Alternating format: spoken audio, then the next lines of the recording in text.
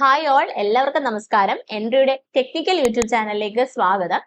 നിങ്ങൾ എല്ലാവരും RRB-JEE vacancy list officially അല്ലെങ്കിലും അൺഒഫീഷ്യലി ഒരു സർക്കുലർ നമുക്ക് സർക്കുലേറ്റ് ചെയ്ത് പോകുന്നത് അറിഞ്ഞിട്ടുണ്ടാവും. അപ്പൊ നമ്മുടെ വീഡിയോ ഓൾറെഡി അതിന്റെ അപ്ഡേറ്റ് ചെയ്തിട്ടുണ്ട് നമ്മുടെ എൻട്രി ടെക്നിക്കൽ യൂട്യൂബ് ചാനലിൽ.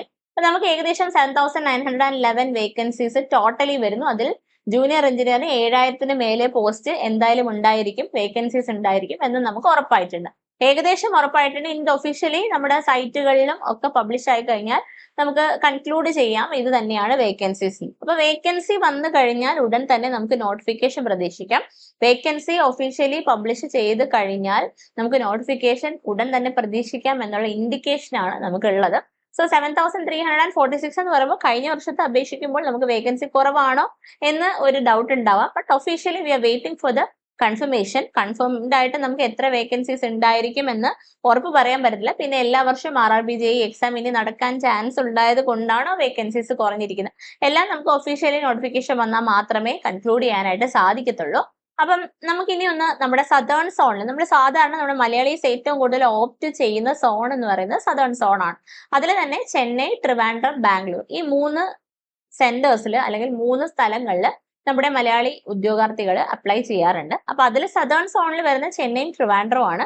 ആൻഡ് ബാംഗ്ലൂർ നമുക്ക് സൗത്ത് വെസ്റ്റേണിലാണ് സാധാരണ പറയാറ്. അപ്പൊ നമുക്ക് നമ്മുടെ അൺഒഫീഷ്യൽ ആയിട്ടുള്ള വിവരം പ്രകാരം ചെന്നൈയിൽ അറൌണ്ട് 431 വേക്കൻസീസും ട്രിവാൻഡ്രത്തിന് 121 വേക്കൻസീസും ബാംഗ്ലൂരിന് 343 വേക്കൻസീസും ആണ് നമ്മൾ പ്രതീക്ഷിക്കുന്നത്. അതായത് നമുക്ക് നോക്കിക്കഴിഞ്ഞാൽ ചെന്നൈയിൽ തന്നെയാണ് കൂടുതൽ വരിക. സെക്കൻഡ് ബാംഗ്ലൂർ ആൻഡ് ട്രിവാൻഡ്രത്തിന് 121 വേക്കൻസീസ് ആയിരിക്കും എന്ന് നമ്മൾ വിചാരിക്കുന്നു. അപ്പൊ നിങ്ങൾക്ക് സോൺസ് സെലക്ട് ചെയ്യുമ്പോൾ എപ്പോഴും നമ്മുടെ ഒരു പോകാൻ പറ്റുന്ന സ്ഥലത്ത് സെലക്ട് ചെയ്യുക. അല്ലാതെ ഇപ്പൊ നമുക്ക് ഇവിടെ ഇരുന്നിട്ട് നമ്മൾ മുംബൈ അതുപോലെ ദൂരെയുള്ള സ്ഥലങ്ങൾ ഓപ്റ്റ് ചെയ്ത് കഴിഞ്ഞാൽ എക്സാം പോലും നമ്മൾ അവിടെ പോയി എഴുതേണ്ടി വരും. അപ്പൊ നമുക്ക് വേക്കൻസി ഏറ്റവും കൂടുതലുള്ള സോൺ അതാണ് എന്ന് വിചാരിച്ചിട്ട് നമുക്ക് പോകാൻ പറ്റുന്ന സ്ഥലം അപ്ലൈ ചെയ്യരുത്.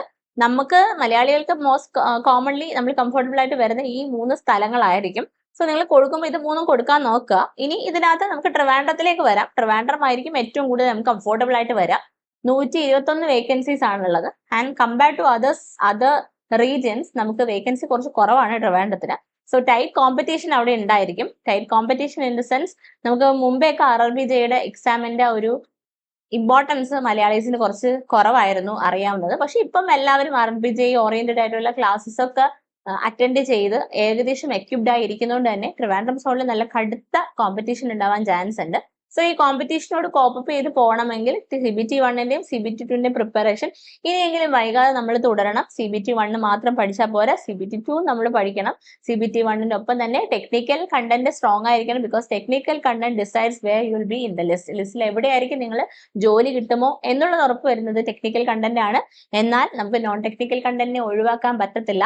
കാര്യം എന്താണെന്ന് വെച്ച് കഴിഞ്ഞാൽ നോൺ ടെക്നിക്കൽ കണ്ടന്റ് ആണ് നമുക്ക് ടെക്നിക്കൽ കണ്ടന്റ് വരുന്ന എക്സാം എഴുതാൻ പറ്റുമോ എന്ന് നമ്മളെ എലിജിബിൾ ആക്കുകയും ചെയ്യും.